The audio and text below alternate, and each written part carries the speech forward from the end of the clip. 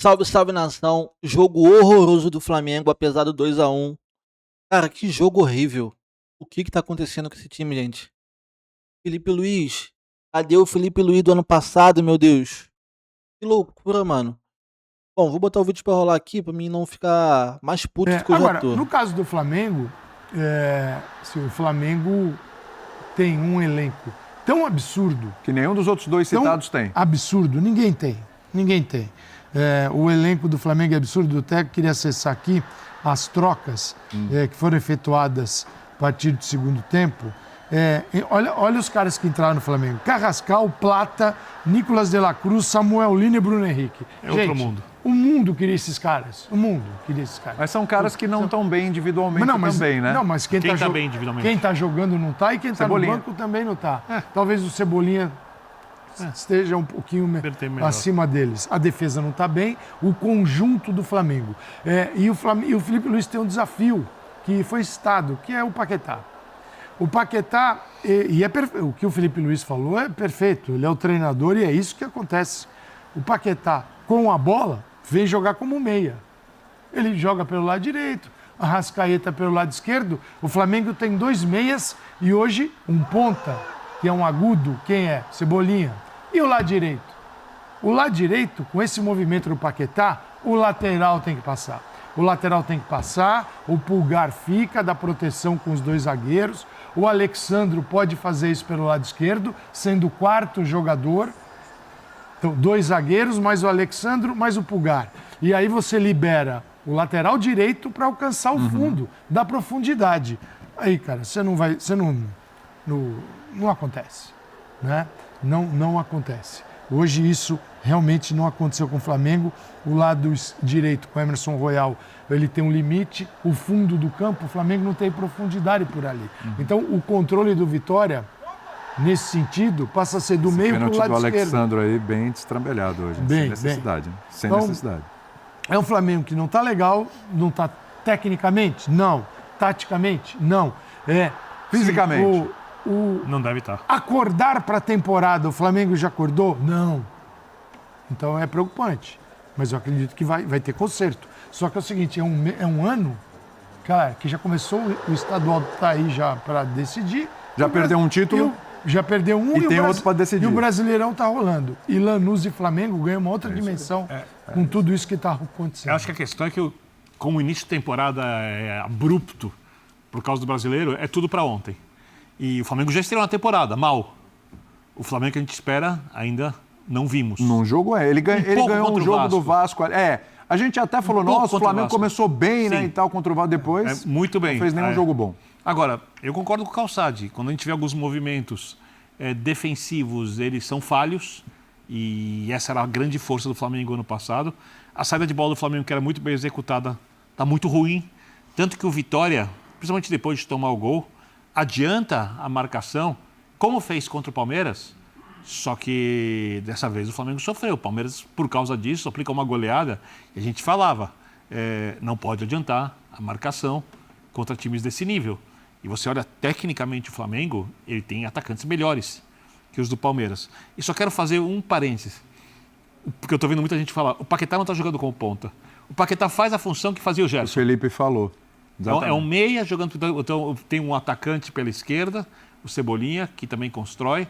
O Paquetá pela direita, como um meia que tem que associar com a Arrascaeta, que tem que aproximar do centroavante. Ele deixa espaço, como ele vem por dentro, exatamente para o lateral direito passar. O Royal como se fosse um atacante. O Royal, aliás, de todas as contratações do Flamengo, eu já falava disso, inclusive, quando foi contratado. É, para mim, a mais questionável até agora. Hoje ele foi ok. Ok no limite, tá? Não foi bem, não foi um desastre. E por conta disso tudo, como o time começa a errar, porque para mim o principal problema é técnico, mas obviamente está tudo misturado. A parte tática, a física não deve estar ideal. Como o time começa a errar muito, ele começa a ficar inseguro. Eu acho que os jogadores não estão acostumados a errarem tanto, eles vão se irritando e vão perdendo a mão do jogo. O goleiro do Vitória não fez nenhuma defesa, o Vitória teve mais chances claras, o Vitória jogou melhor que o Flamengo. O primeiro escanteio do Flamengo foi coisa de 38 do segundo tempo. O Vitória, só para nos gols só para referendar, que mostra a produção ofensiva das equipes, o do Vitória é maior que a do Flamengo. 7 escanteios a 2 para o Vitória, tá? E é óbvio que nesse momento, quando você está mal e você vai disputar o título, como eu acho, pelo menos, que o Flamengo vai disputar o título, o importante é ganhar. Mas não dá para jogar assim por muito mais tempo. De alguma forma, por mais que isso seja cruel, o Flamengo vai ter que achar um jogo mais competitivo, não o seu melhor jogo, porém mais competitivo que esse, rapidamente. O rapidamente é bom lembrar. Final de semana, domingo, tem Flamengo e Botafogo. É mata, não é mata-mata, é mata. Perdeu, já era. O Flamengo já perdeu a Supercopa.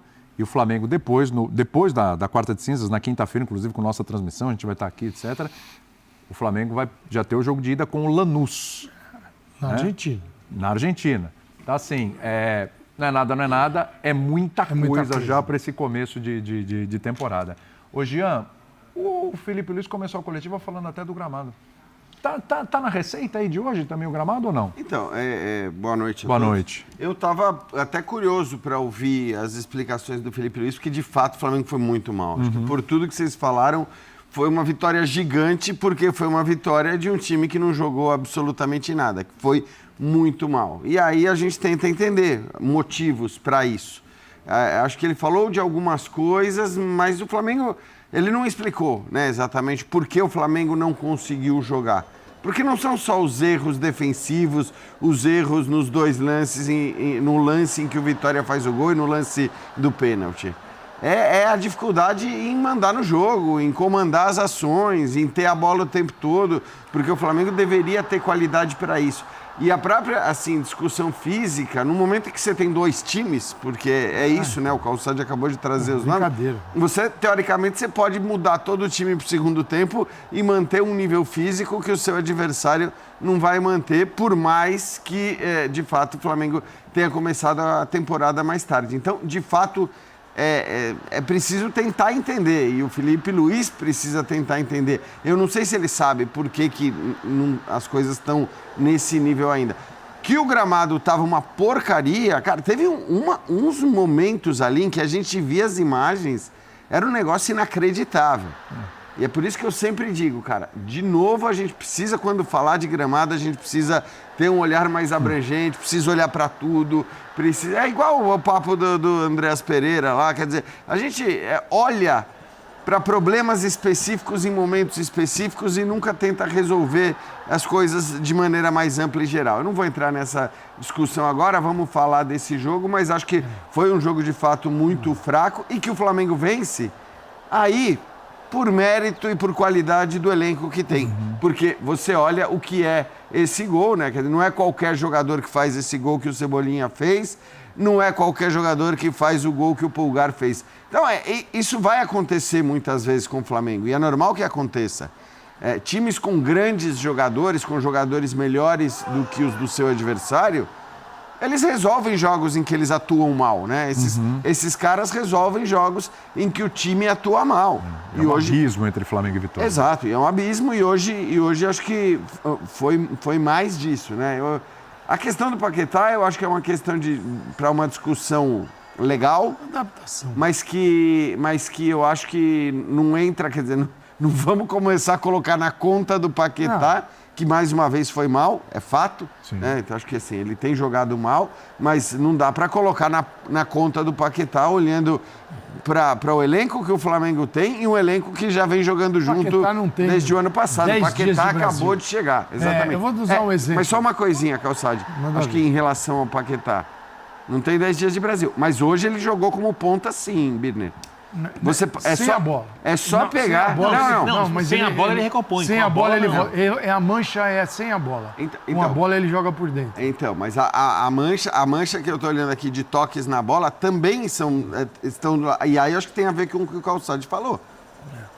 Quando você não tem o lateral que passa o tempo todo e que faz isso não tá legal. Trabalho, você vai ter esse problema. Sim. E, obviamente, aquele não é o lugar para o Paquetá. Né? O Paquetá tem que jogar mais centralizado. E hoje estava tão mal a Arrascaeta. Quando o Vitor Roque chegou, como é que foi o início dele aqui? Foi bem fraco. O Vitor Roque não chegou a fazer. O criticado. Hoje alguém fala do Vitor Roque, alguém está com dúvida.